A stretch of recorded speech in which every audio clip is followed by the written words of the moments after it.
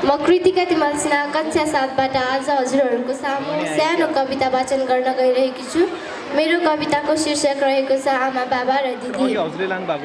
मेरी प्यारी दिदी, अब तिमीले गर्न नसक्ने काम म गरेर देखाउनेछु। मेरो आमा बाबाको ओठमा सुनौलो हाँसो ल्याउनेछु। मेरो आमा बाबाको ओठमा सुनौलो हाँसो ल्याउनेछु।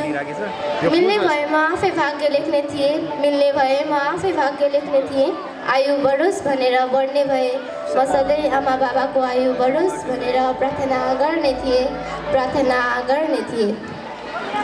आमा भन्छन् पहिले दुःखको दिन थिए, आमा भन्छन् पहिले दुःखको दिन थिए।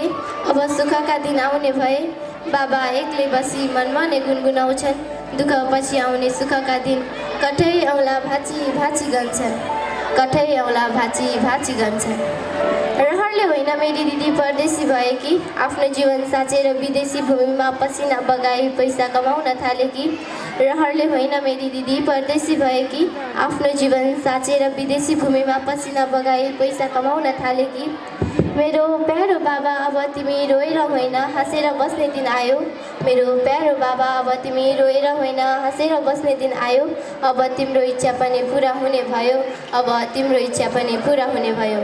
सपनाको हाम्रो संसार सजाइदिने मन छ, सपनाको संसार सजाइदिने मन छ।